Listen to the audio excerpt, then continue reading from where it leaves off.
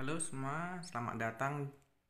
Hari ini kita masuk di mata kuliah desain dan analisis algoritma. Jadi yang pertama kali kita pelajari itu tentang konsep dasar algoritma. Kita lanjut saja. Di sini ada pengertian algoritma. Algoritma adalah langkah-langkah yang diambil dalam menyelesaikan suatu pekerjaan.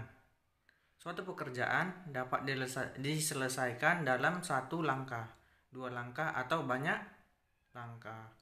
Langkah-langkah harus tersusun secara logis agar pekerjaan dapat diselesaikan dengan benar. Kemudian kriteria algoritma. Setiap algoritma harus memenuhi kriteria sebagai berikut. Yang pertama, ada atau tidak ada data dimasukkan dari luar. Yang kedua, paling tidak ada satu buah keluaran. Kemudian yang ketiga, setiap instruksi yang jelas maksudnya hanya mempunyai satu arti. Yang keempat, algoritma baik secara keseluruhan maupun sub-algoritma bila ditelusuri harus ada titik hentinya.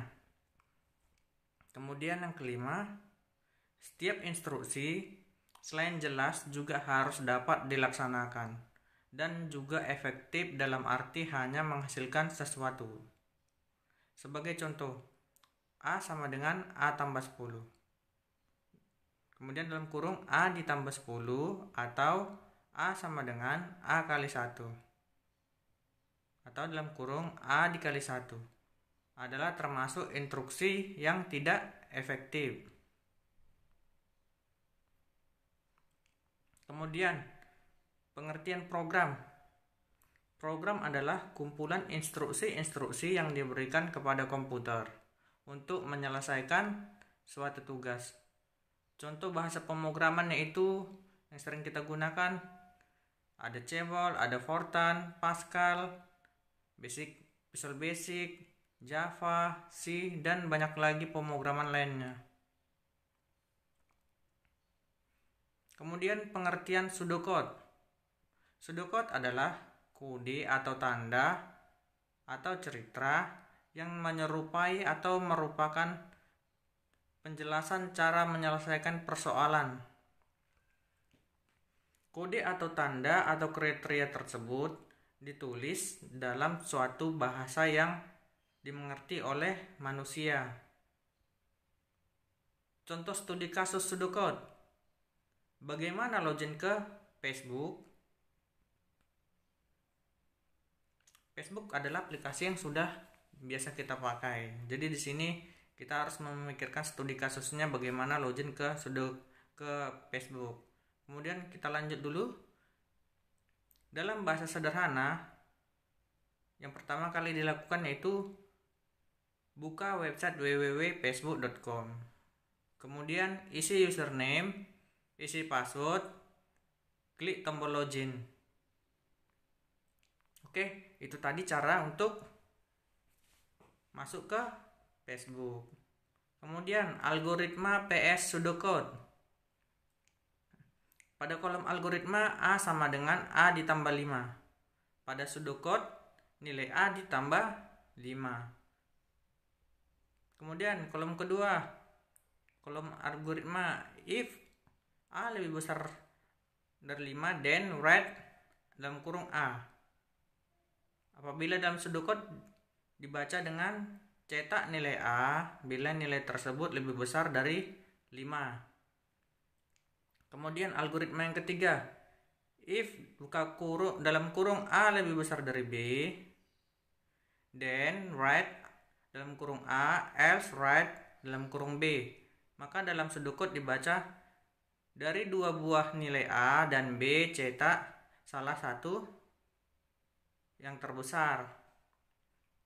Pada algoritma yang keempat, while dalam kurung A lebih besar dari 0, do A sama dengan A dikurang 2, and do. Maka dalam pseudocode Kurangi dengan 2 nilai A terus menerus sampai nilainya lebih kecil atau sama dengan 0. Flowchart. Flowchart merupakan American National Standard Institute atau ANSI untuk menggambarkan algoritma dalam bentuk gambar dengan panah yang menunjuk alur suatu aktivitas. Oke, berikut simbol-simbolnya.